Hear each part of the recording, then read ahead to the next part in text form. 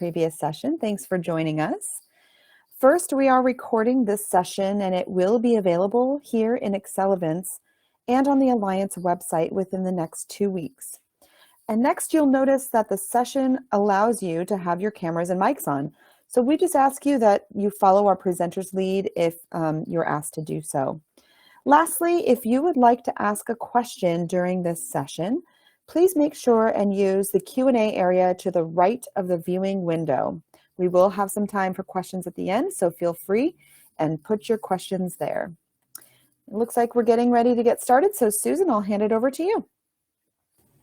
Thank you so much, Mary. So welcome everyone. We're so excited you're here joining us today for the session on addressing LGBTQ hunger and poverty.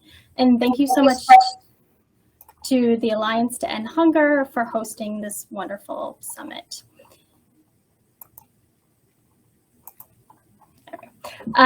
So speakers will introduce themselves a bit more as they go through presentations, but just wanted to note our fabulous lineup today. So I'm Susan Bodine with the Food Research and Action Center, and I'm so excited to be here today with all of you and with such fabulous session speakers. We have Bianca D.M. Wilson of the Williams Institute, Saima Akhtar of the National Center for Law and Economic Justice, and Evie Litwak of Witness to Mass Incarceration. All right, and so for today's session, we'll be sharing information that's going to help you walk away with essentials on hunger and poverty among LGBTQ individuals and families, information on federal nutrition programs that could help, key considerations for those programs around access and civil rights protections, and we're going to really finish strong with the grounding of the work and powerful testimony on barriers that LGBTQ people returning from incarceration can face. And of course, we'll save lots of time at the end to hear your questions and engage in a conversation. All right, so before we dive into the presentations, we want to hear from you and we want to know who's in the room. So first up, if you could just drop in that chat that Mary referenced over on the right side of your screen. We'd love to hear where are you joining from and what's your organization or agency if you're affiliated, and what's your role there. And let's see if I can navigate over.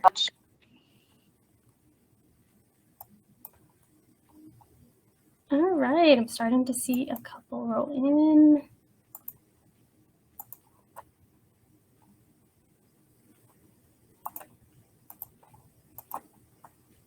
Fabulous. Sorry, I have a tiny laptop, and so actually navigating these chats is a little harder than I was hoping for.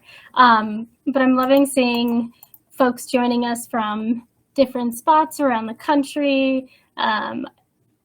I see some Chicago, some New York, fabulous. So we're so excited you're here today and joining us from different spots. And then one more question for you all. So also in the chat, we want to hear what's the number one thing on your mind in coming to this session. And that's really an opportunity for us to kind of, as we go through our presentations, think through like, what are folks in the room most interested in? What kind of questions do you want to hear us answer at the end of the session? And so those are ones you can continue as we go through the presentation to just like pop more in the chat, submit questions you have through the Q&A throughout, and we'll save those for the end. Okay, actually now I'm going to turn it over to Bianca now, and she will kick us off with fabulous research information. Thank you, Susan. Okay, I'll go ahead and pull up my slides. And I apologize if everyone hears a lot of banging while I'm speaking. There's some work being done outside. Okay, so yeah, thank you, Susan. We thought it'd be great to start this panel kind of talking a little bit about just what the data, both what survey data, qualitative, interview data tell us about how LGBTQ people are experiencing food insecurity, and to give a little context for that. So, just to jump right to it, at this point, National data, most state level data show that LGBT people are more likely to experience food insecurity and food insufficiency. Here you see among people who report, and this is actually using the Census Pulse data that was collected, that started during the COVID, the beginning of the COVID pandemic. We're still in it, but at the beginning, when the census started this new survey, and also measured food insecurity, you see that 13% of LGBT people versus nearly 8% of non-LGBT people said that they sometimes or often did not have enough to eat. And, this reflects data that we've seen on food insecurity before the pandemic as well. So we know there's something LGBT specific to this. And also just looking at, among those who would qualify for SNAP just based on income, there are other factors and other things that we consider that my colleagues here on the panel will also talk about. But we see somewhat similar rates of usage of SNAP programs or benefits that are supposed to provide money in order to get food that's needed.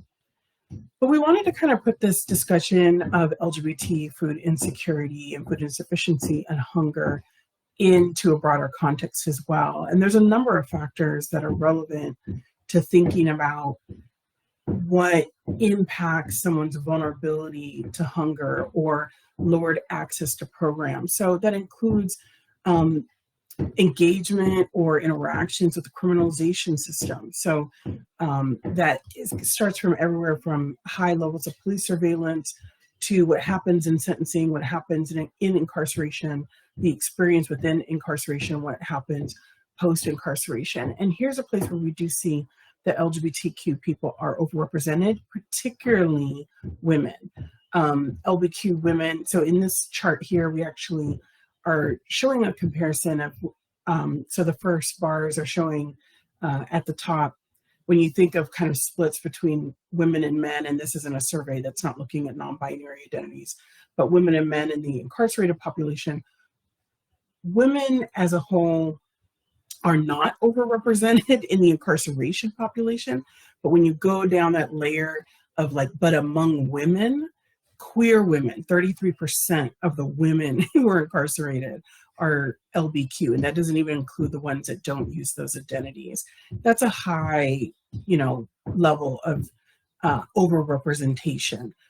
Queer women only make up, depending on what survey and what generation you're looking at, maybe 10 to 15% of the women's population, not a third. So it's overrepresentation. And then the bars below showing that 61% of those queer women are women of color is just a way to remind us that when we're talking about queer women and incarceration and queer people in general in incarceration, we're not necessarily only talking about white queer folks. It's also highly overrepresented among people of color. But obviously white women are part of that story as well. Also, just providing more context when we think about criminalization is highly connected to poverty. LGBTQ people also experience more poverty as a whole. But here too, it's important to understand that while there might be specific LGBTQ factors among those who are experiencing poverty, even among cis gay men, even among cis bi men, there are also certain subgroups that are more impacted than others among LGBT people. So you see here that nearly 30% of cis bisexual women and transgender folks of all sexual orientations report living in poverty. And this is at the, kind of the 100%, the primary measure for the federal poverty line. And again here, just to continue bringing in conversations about the interactions of race and poverty and hunger, the racial disparities that you see among non-LGBT people are essentially replicated among LGBT people. And so where, those who are living in poverty are more likely to be American Indian, Alaska Native, Latino, and Black. I just wanted to provide a little bit of, just from the voices of how some of these different factors come together among people we interviewed and spoke to in both rural and urban counties in California. And some of the factors that were impacting among those who are low income, how are they, what happened when they tried to access charitable food services. So here, a participant who's pansexual trans man, who's Latino, he talked about, going to essentially the food pantries in the churches and how he doesn't have ties to his family. He says, they've like completely disowned me. I don't have any family help. I try to ask friends for help. I don't get support from them. They've disowned me since I've transitioned. So right now, the kind of church-based pantries are actually his primary resource. Though a lot of participants talked about a lot of challenges there too, and discrimination that they experienced. Here, a cis lesbian Black woman in LA talked about, yes, maybe she can get to a food pantry or food service, but there's issues with the quality of food. Obviously, I'm paraphrasing, but I do invite you to kind of read it from their voice. I'm just, in the interest of time, want to make sure I move on to our other presenters. But she talks about how issues of transportation and food quality are barriers, which are another way of thinking about problems with access to services. So yes, you might be able to get there, but the difficulty of getting there, the challenges to bringing the food back, as this participant talks about, and the quality of the food become barriers in and of themselves. So actually, I'll stop it there, but I'm happy to come back to any of these factors and overarching issues and data that just kind of put the issues of hunger and access to benefits and services in context as we move on in the conversation. Thank you. Great. Thank you so much, Bianca.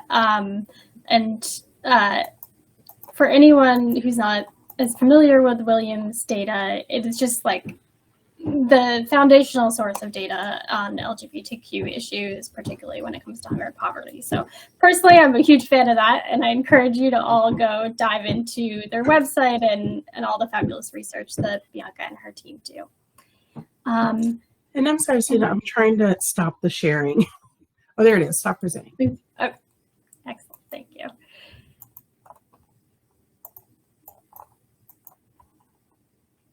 All right. So now that we have that foundational information, we'll move into, for a bit, Simon and I will both be talking about federal nutrition programs, some different angles and resources and considerations. First up, as mentioned earlier, I'm Susan Bodine with FRAC, the Food Research and Action Center, and I'm the program manager with FRAC's team that works on specific populations, and we also work on root causes of hunger on my team as well. So just quickly, for anyone who's not familiar with FRAC, we're a national organization that works to improve nutrition, health, and well-being of people struggling against poverty-related hunger in the U.S. And we do so through advocacy, partnership, and by advancing bold and equitable policy solutions. You can learn more on our website, frac.org, and sign up for newsletters and so much more there. So first up, the four of us met through the National LGBTQ Anti-Poverty Action Network, of which we're all members. So we wanted to pause quickly there to make sure you all are aware of the network and just share a little bit of information on that. So this network was co-founded in 2018 by Tyrone Hanley over at the National Center for Lesbian Rights and Urvashi Vad. And Urvashi was a groundbreaking advocate for LGBTQ rights, justice for all people, and so much more. I feel like I can't encapsulate that in a sentence, so I'm just going to stop there. And Urvashi sadly passed away earlier this year. So we wanted to lift up her name and her pivotal role in creating the network. And later in the presentation, Evie's going to share more about Urvashi. So in terms of the network, the mission of the network is to end poverty in the U.S., advocate for economic justice, and pursue solutions to economic, racial, gender, and social disparities as they specifically impact low-income LGBTQ people. And as a group, we seek to do this through research, organizing, learning, public education, and advocacy in coalition with organizations and individuals working within and outside of the LGBTQ movement. And this network is open to anyone interested in engaging and joining this work. And it's really an essential opportunity for advocates who are working to address LGBTQ poverty to connect, to collaborate. And that's an intersection that's not always historically been central to either the LGBTQ movements or to the anti-poverty movements. So that's part of why it's so vital to recognize, center, and address the struggles that LGBTQ folks are having in your community and around the country, and why we're so glad you're here with us today to talk about that. So if you are interested in joining the network or learning more, there'll be a website update coming soon on there. But in the meantime, feel free to reach out to us and we can help connect you.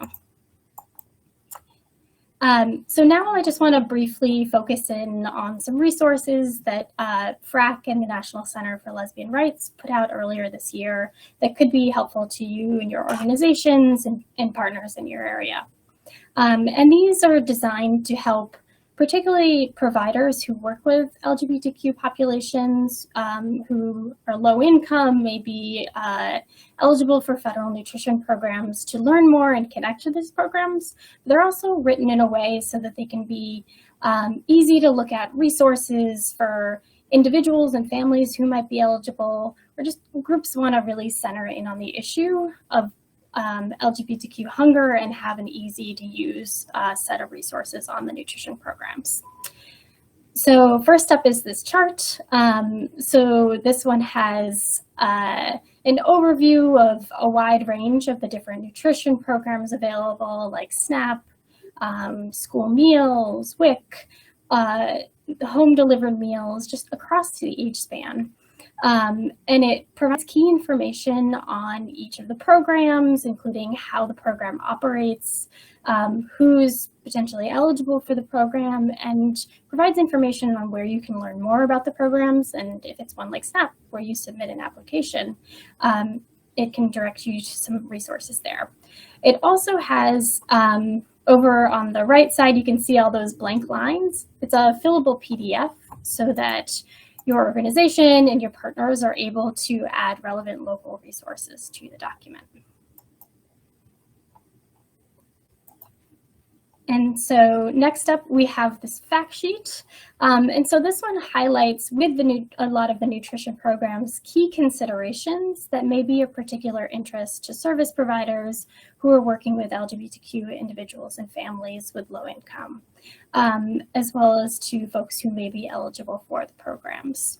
And so I hope you'll check these out. So I'm not going to dive too deep in them, but just wanted to lift up 2 examples of some of the information provided. And of course, they link to fabulous research from Williams Institute. So this past spring, the U.S. Department of Agriculture improved equitable access for LGBTQ individuals by putting out no guidance prohibiting discrimination based on sexual orientation and gender identity. And Simon's going to be digging in later more on exactly what that means and more of the nuts and bolts, but I wanted to flag that. The resource does lift that up and link to that policy as well. It also provides some ideas on how organizations can help ensure that those pieces are implemented in a way that helps individuals and families. And then in another example is for school meals, the resource lists up how some children and youth are automatically eligible to receive free school meals, breakfast and lunch. And that includes people, children and youth experiencing homelessness and those in foster care, which for folks in the room who probably work day in and day out on these programs, you're like, of course. But the connect we're trying to make with the fact sheet here is that that's information that can be particularly relevant to some LGBTQ families, since LGBTQ youth are more likely to experience homelessness than non-LGBTQ youth. And separate from that, also LGBTQ families are more likely to foster a child than different sex partners are. All right. And also wanted to note with this that as we talk through all this program information, that of course, as with everything, implementation and experiences people have with the day-to-day, of course, varies widely. So that makes it especially essential that as you're doing this work, you're connecting with partners and community leaders who are trusted in LGBTQ communities, and you really work to build those authentic relationships where you're learning from each other, you're making the connections that need to be made to build trust and help best reach people. And so now I'm going to pass it over to Saima, who's going to begin on protections and so much more.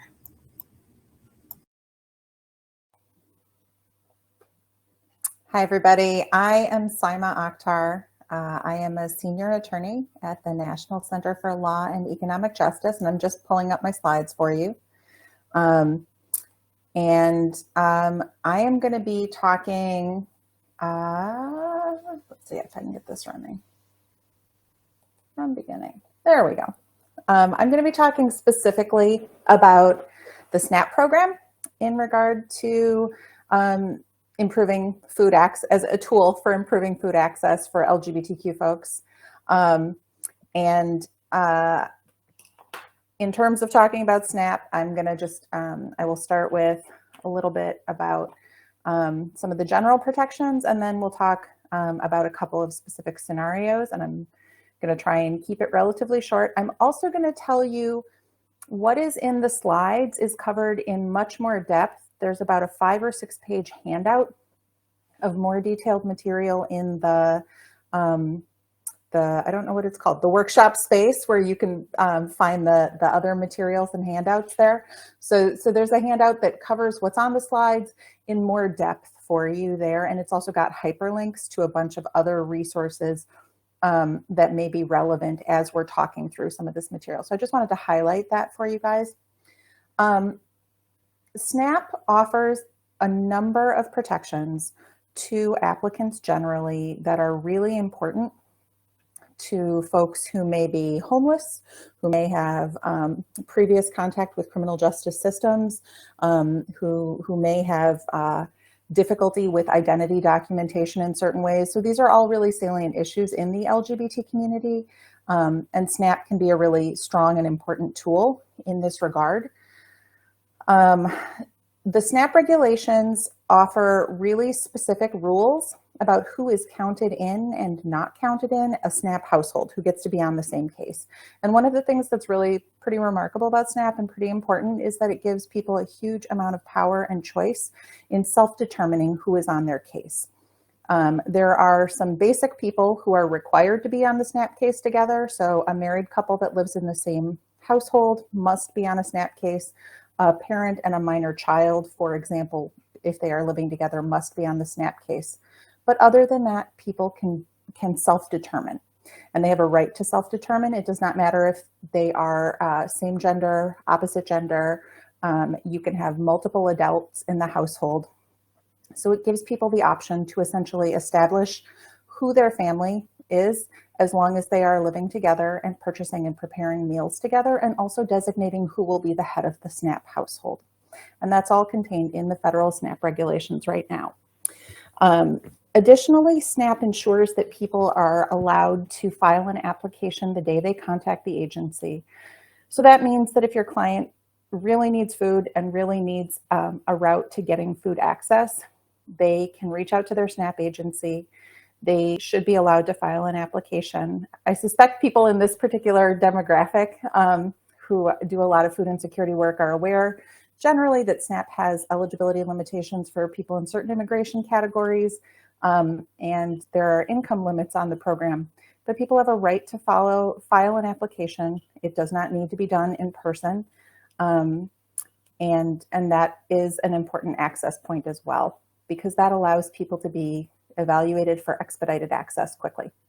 And in some cases, people are able to or may choose to designate an authorized representative on their SNAP case, which means that if you are a person who has difficulty accessing SNAP, getting out in the world, going shopping, or who may just need additional assistance, You can have a family member, a friend, a service provider who serves essentially as a point of contact and a significant helper on your case. This is something that we see that comes up a lot with homeless youth and young adults who are separated from their families, is that service providers can serve as an authorized representative on their case, and that may be a significant help in getting the SNAP application process completed and providing these kids with better access to food than they would otherwise have. SNAP is also really clear in pointing out that the program should be accessible to and protective of individuals who are homeless. And so we know that homelessness is disproportionately a problem in the LGBTQ community. People who receive SNAP are supposed to verify their residence, but for folks who are homeless, that particular requirement is waived under the federal regulations, and people can't be denied SNAP on the basis of homelessness. There are other provisions in the regulations that allow for flexible verifications, and I'm going to talk a little bit more about verifications in a minute.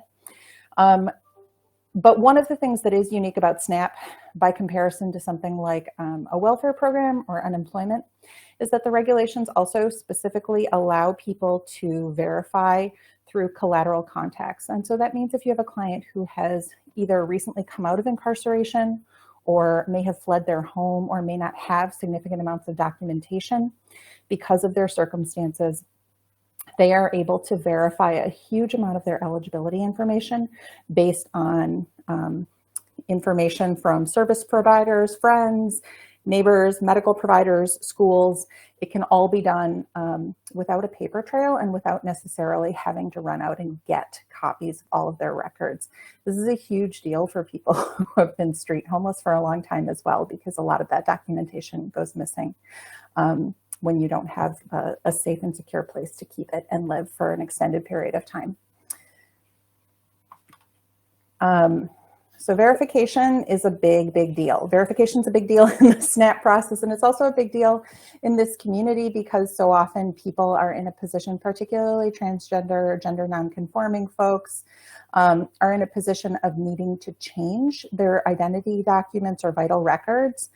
So the SNAP rules make clear that the state agency that's administering SNAP cannot require one specific form of documentation or verification. So your client cannot be required to produce a birth certificate or required to produce a driver's license as a form of photo ID. The state agencies are required to be flexible in how they verify the things they need to verify. Now, they do need to verify certain factors. The basic factors, sort of the baseline, is going to be identity, residence, social security number, household members for the SNAP case, income and resources, and immigration status, if that is a relevant category. And those are sort of the base things that will have to be verified, but the state should not be requiring that the person produce a birth certificate or a driver's license as the only way to do that. There is flexibility. The other thing that the federal regulations say that often gets sort of forgotten in the process is that the SNAP administering agency is actually supposed to help people get documentation and verification when that is a requirement, when it is something that they need to get. If they are not able to do it alone, the state agency is supposed to be assisting in that process. This is another place where an authorized representative can be a support and of assistance to someone who needs help with their verifications. And that also can include getting the state agency to pay a fee if they are requiring you to produce a document that has a cost attached to it. That can be something that the state is then asked to pay for if the client is indigent and cannot pay for that documentation themselves. And the last issue I want to raise about verification, and this is covered in more depth in the handout that I prepared, is that one of the things that SNAP does that's actually really challenging for folks who may be transgender or gender nonconforming is they do data matching for certain parts of the eligibility process. And this is essentially a federal mandate. The data matches tend to pull up from Social Security Administration data. And this can be risky and difficult for applicants for a couple of reasons.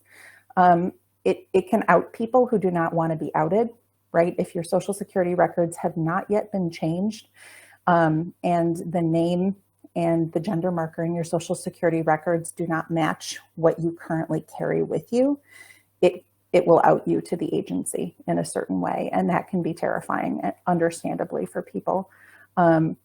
Obviously, the records of the agency are required to be kept confidential, but that still may not be comfortable for an applicant.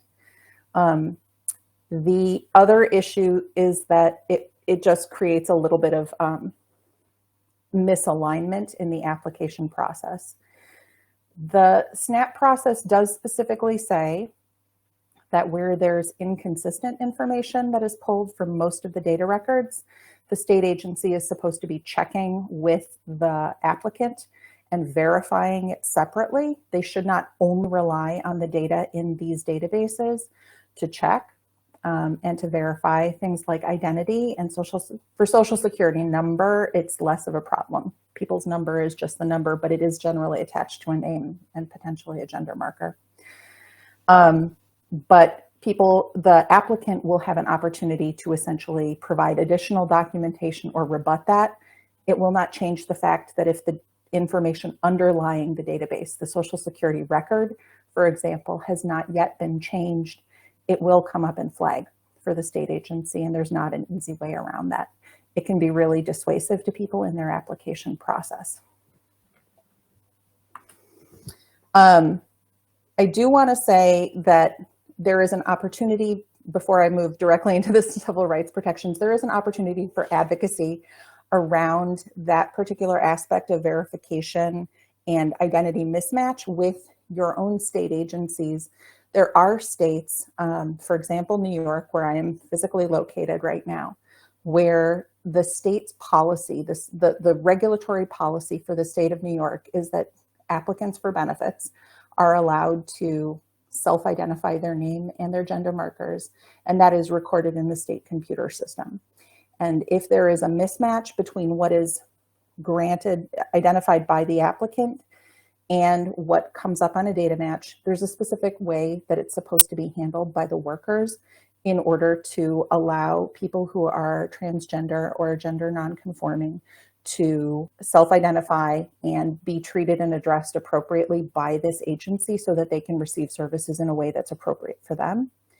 This is a state, this is a state elected policy. Not every state will be open to that, but there are states who will, and that is something a state can do in various ways depending on how their computer system works and what their policy office is willing to look at. The other thing I wanted to highlight for you right now is just that, as Susan alluded to earlier, SNAP has a number of civil rights protections. They are detailed more in the handout for you. But the really salient one right now is that in May of 2020, the Food and Nutrition Service issued guidance nationally that specifically indicates that the SNAP Act itself contains a protection on the basis of sex. So there's a protection against discrimination on the basis of sex in the statutes written for the SNAP laws. And then what the Food and Nutrition Service has announced earlier this year is that that word sex in the SNAP Act specifically means protection for individuals on the basis of sexual orientation and gender identity. And this is consistent with the policy that the federal administration has taken since early 2021 and the executive order that President Biden issued at that point in time following the Bostock decision of the Supreme Court in 2020. The other piece that I wanted to highlight for people is that SNAP allows clients to file civil rights complaints directly to the federal agency. If you are dealing with folks who are in a state that is not hospitable to LGBTQ folks, that is actively hostile and transphobic, those complaints can be made by a client, an applicant, directly to the federal USDA they have the civil rights enforcement the Center for Civil Rights Enforcement at USDA. They have a quick web page. The link it's hot linked in the handout I provided. And I really encourage people to do that. You know, I've had conversations with these folks, and they are really amenable and open to hearing from people, and they take these matters very seriously. And I think I'm going to stop there, because I think what Evie needs to talk about and address for you all is really, really important. I'm happy to take questions at the end or follow up by email if people have technical aspects of SNAP eligibility that they want to talk with me more about. Thank you.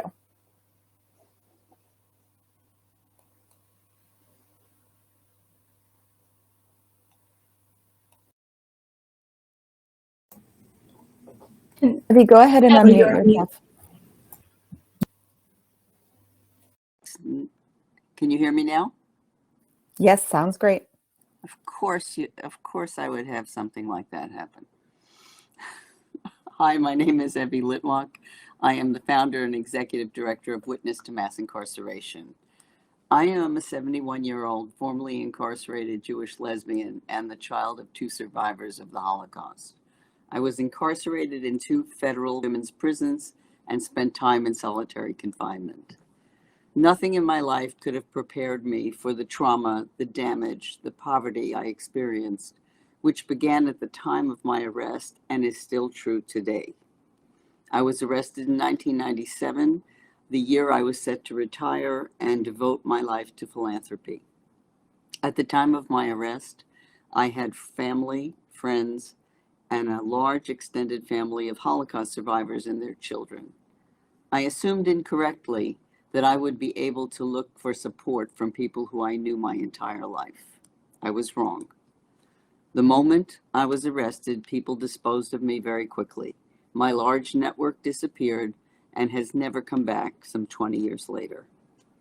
My parents were my key supporters, and my father called me to say, the government will take your home and properties, walk away from your house, and I will give you an apartment and you will be close to family. I was living in East Hampton and my family was in Central Jersey, which depending on traffic was 3 to 5 hours away. I did move, and when I ran out of money, my father paid for all my bills, insurance, gas, and gave me spending money every week.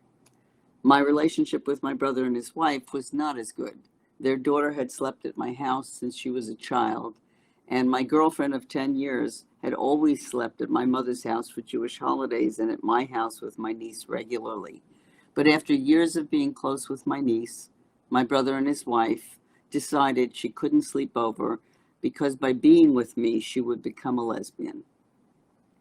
The $250,000 of my initial retainer for an attorney and $25,000 for a forensic accountant was the first of my bills, and within a very short period of time, my money was gone and my father was paying my bills. However, on January 31st, 2002, my mother called me and said, "Daddy is dead, come home." It was a shock because he was not sick. We buried him, and in the Jewish tradition, we sat Shiva, which is we mourn for his loss. I had told my father to take me out of his will so that the estate would not be at risk from my arrest. My brother was the executor, and during our first morning of Shiva, he came over to me and told me, "Daddy took care of you. I'm not going to give you a penny. You're on your own." He put me into an immediate state of poverty that I had never experienced. Within weeks, my car was possessed, my electricity turned off, and I had no money for food. This would be the first time in my life I was in poverty and starving. My mother insisted my brother pay for the car, and I used it to go to Sam's Club at 6:30 every evening to eat their samples as my dinner. The government took 12 years to take me to court. In 2009, I lost a trial and was incarcerated for a little under a year until the Second Circuit of New York overturned my conviction. 2 of my counts were reversed, 1 dismissed, and 1 was vacated, meaning the government could come back and take me to court. And they did. I lost again and went back to prison. At the time of my second release, I was given $30 and a Greyhound bus ticket to return to New York City. I spent 16 months homeless and penniless, meaning I slept in shelters or on a person's couch. There are some services available for men, but hardly any for women or LGBTQ people. With little money, I understood again what poverty was when I had to choose between eating a 25-cent bagel or a $1 slice of pizza. That was before today's inflation. I didn't want to eat that way, but I had no choice. If the LGBT community is disproportionately affected by hunger and food insecurity, then the formerly incarcerated LGBT community is even more severely impacted. Shortly after my release from prison the second time, in September of 2014, I spoke about my experience in solitary confinement to an LGBTQ political group. One woman came over to me after the talk and invited me to come to her synagogue, believing I would love the rabbi. She was correct. I did love Rabbi Lauren Gerbel Herman, and after services joined the congregation for lunch. The rabbi knew I was penniless, and at lunch she pulled me over and said, "We throw out the food because it goes bad. Why don't you take home anything you want?" I immediately started to cry, and Rabbi Lauren pulled me into the kitchen and said, "Did I upset you?" I said, "No, I'm just embarrassed and ashamed at my own poverty." She understood and suggested I wait till the food was brought into the kitchen and then take as much as I wanted. Despite my self-consciousness about the situation, I did take home some food. And each week she made sure I either took food or a bag was prepared for me. I searched for resources to improve my situation. I went to senior places, formerly incarcerated places, to the LGBT community, and it was my own community that was and remains a disappointment to me about their involvement with the issue of LGBTQ incarcerated and formerly incarcerated people. Make no mistake, there are some amazing activists, but outside of this small group, we are invisible to them. MSNBC interviewed me for an article entitled, "Does the LGBT Movement Ignore Inmates?" It was published 2 months after my release, November 14th, 2014. The article acknowledged correctly that incarcerated LGBTQ people experience harassment, discrimination, and violence while incarcerated. It also correctly states the mainstream LGBT movement, now riding high on an unprecedented streak of victories, has largely ignored this set of issues. I was a baby of the women's gay rights and civil rights movement from the 70s. I knew a lot of people from the old days, and generally when I encountered them, they asked, "Where have I been?" When I say prison, they immediately want to help. One of these people was Lori Jean, the former CEO of the largest LGBT community center, the Los Angeles LGBT Community Center. She offered to pay me to speak at their theater. And although hundreds of people show up weekly for events at the center, and despite all the work Lori and her staff did to get people to come out, only 20 people showed up for the talk. The LGBT community just is not interested in the issue. She and I were both disappointed. And when I asked her, should I attempt to contact the other 181 community centers across the country, she said, if they won't come to us, they won't come in the other places. It is not only the LGBT community that largely ignores the LGBT incarcerated and formerly incarcerated. The general public does as well.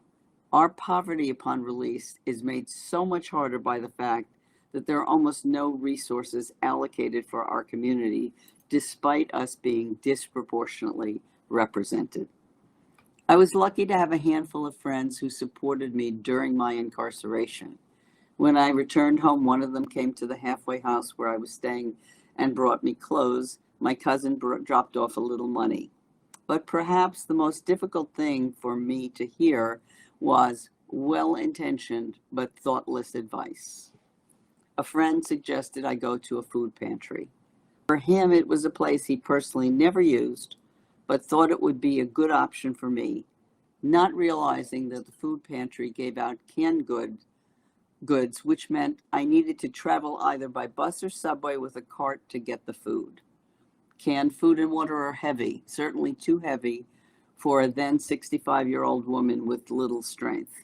And even if I could carry back via bus or going up and down subway stairs, I had no locker to put the food in at the shelters or at places I was crashing. And he also didn't realize I may not even have a can opener or a place to cook the food.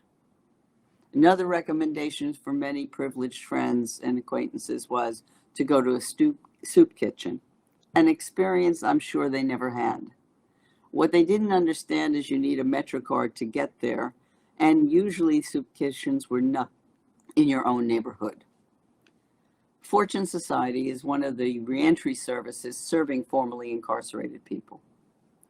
They did offer a meal for $2 or nothing if you couldn't pay, but I had to travel an hour and a half to get soggy green beans and a thoroughly horrible meal, and then travel back an hour and a half to get home. The meal was not worth the 3-hour commute. These suggestions were well-intentioned but not helpful. If you've never experienced poverty, it's hard for you to understand how hard it is just to survive each day. Your entire life is planned every day around finding food to eat. You are surviving one day at a time, and without any family or support, you have to overcome depression, anxiety, trauma from being in prison, trauma from before you even went to prison. You've got to be on time for probation, and then you've got to sleep in a room with 11 people.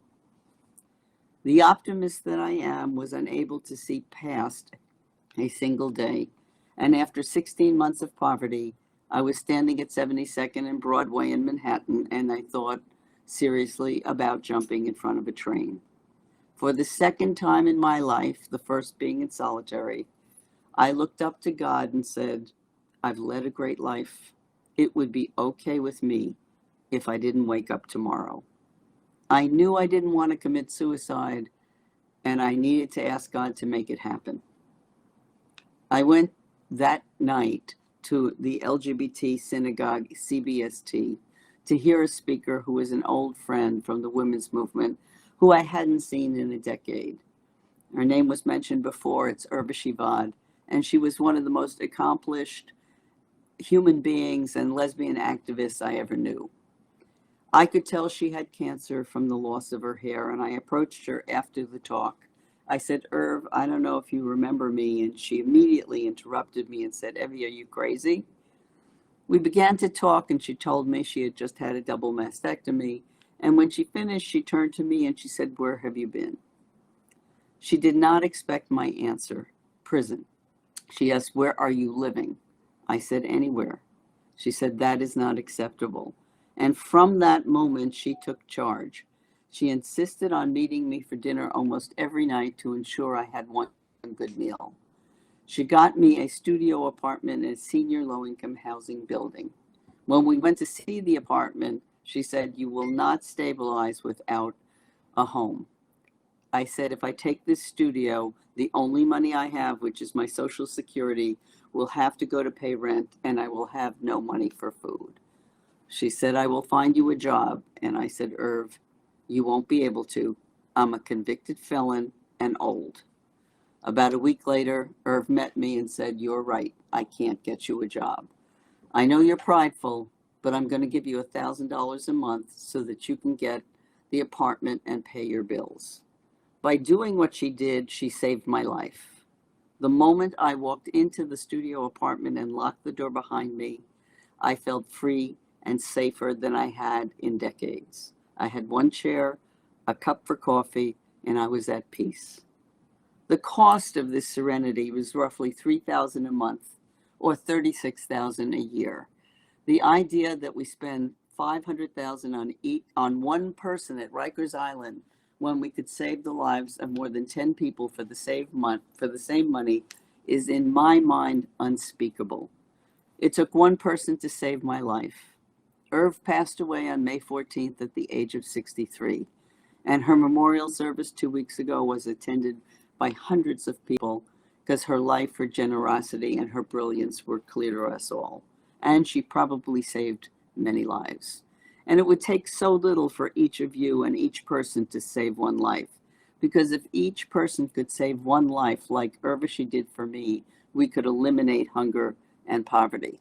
Stop giving to large institutions and start giving to one person or an organization like Witness, who we have so many people that need help.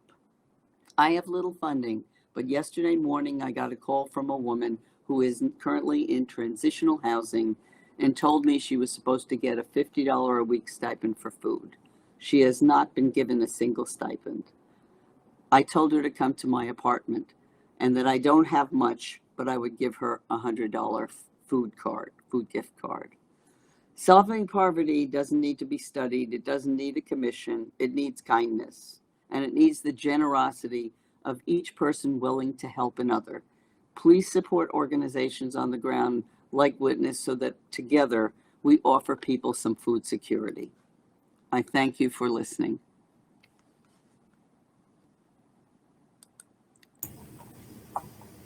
Whew. I know I'm getting a little teary-eyed over here. Thank you, Abby, for sharing such powerful testimony on your journey and just the importance of having those community connections and the many, many barriers that particularly folks returning from incarceration who are LGBTQ face. So just a reminder to folks, if you want to, we have some time for questions now, and we'd love to hear from you. So if you can drop your questions in the Q&A over on the right side of your screen.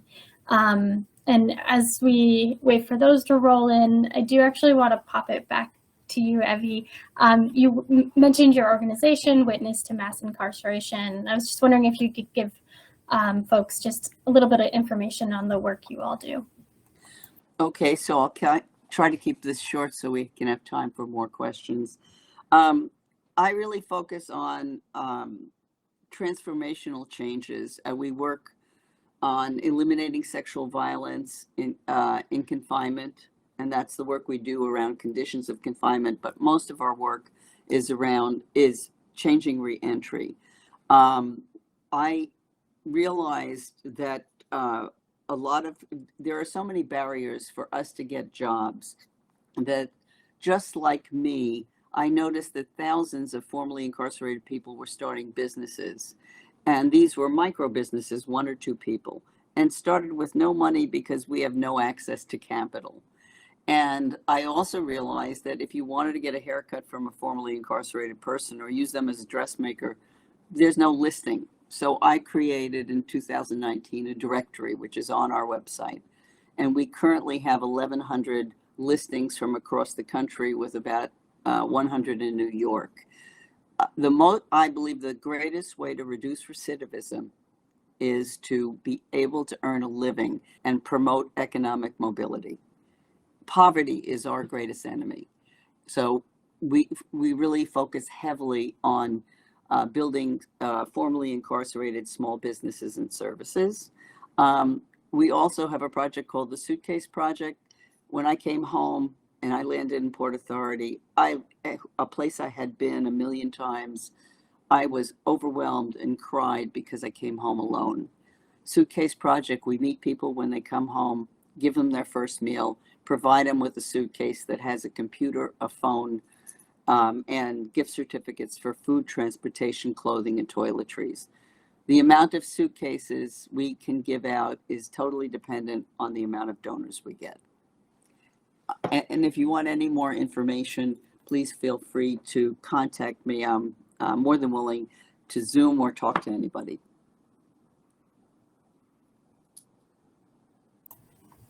Wonderful, thank you. So we have a couple of minutes left. So I kind of wanted to flip us back to earlier in the session. And just, Bianca, I'm wondering, as you were going through some of the research projects that you were talking about earlier, was there anything that really stood out for you because it was surprising, or like a thread you kept hearing over and over? Yeah, I mean, one thing that really stood out, and this came out more of the, like the 100 interviews we did with low-income LGBTQ people, and it speaks to something Evie was getting at, is just this link between really poverty and everything else that many of us are focused on, whether it's criminalization, hunger. And it was, you know, trying to think about that LGBTQ component to that, and where is that relevant in kind of the start of poverty. And so one big theme that came out of it was that while a number of people definitely had stories of growing up middle or upper class, and kind of losing family support, and that was a pathway into poverty, and often they lost that support because they were LGBTQ in some way. Those kind of stories were more dominated by our white participants, where a lot of participants of color talked about growing up in poverty. And I think that's really important to keep in mind as we think about that relationship between race and LGBT status and poverty and hunger, because it means that we need to be just as focused on, if not more, on the kind of the impact of structural racism and intergenerational poverty on a large percent of LGBT people that are experiencing hunger. That essentially, if they're poor as adults, if a lot of that started as poverty as children, then who we should be focused on are also like communities and neighborhoods and families as a whole, that are experiencing poverty, not just wait till we have queer adults and then we start talking about their queer related poverty. And so that was something that really stood out from the qualitative data, which we did as a way to try to understand better those national survey data. Thank you. That's such an important foundational one to, yeah, really pull back those layers and what are the different systems and structures that go into poverty, and how do we as communities address that? And so I know we're nearing the end, but I just quickly wanted to hand it over to Saima for a second first. And just if you have one takeaway, or like one action for folks to take to help access SNAP in particular. Yeah, I think, I think the verification in the SNAP process is it's a really big deal. And finding out how the SNAP agency where you are handles verification, and how to, if they are open to working with advocates to, sort of maximize the flexibility of the verification process for folks who may really need that in order to gain access when they have so many barriers. I think that would be huge. That's an excellent one. Thank you so much. And now I'll turn it back to our wonderful producer, Mary Elizabeth. All right, thank you so much. This was a really moving and informative session. So thank you to all of our speakers who shared today. Up next is a 30-minute break and an opportunity to check out our on-demand content in the lobby. We'll then begin the next set of 4 workshops that will address establishing healthy connections and child and retailer food health. To join one of these 4 sessions, click Workshops in your navigation bar to the left of your screen, and you can view all 4 workshops being offered by clicking the blue arrow to the right, and then click Enter the Session. Now, a reminder that one of the upcoming workshops, called Expanding Healthy Food Options at Retailers, will be presented in Spanish. English interpretation will be available for this session. That concludes our workshop, and so to exit this session, please click on the red phone icon at the bottom of the screen and then click Leave. Thanks again and have a great day. Bye. Thank you, everyone.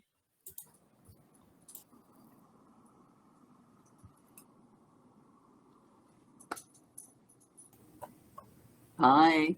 Thank you, Evie. Take care. Have a great afternoon. You too. Take that dog out for a walk.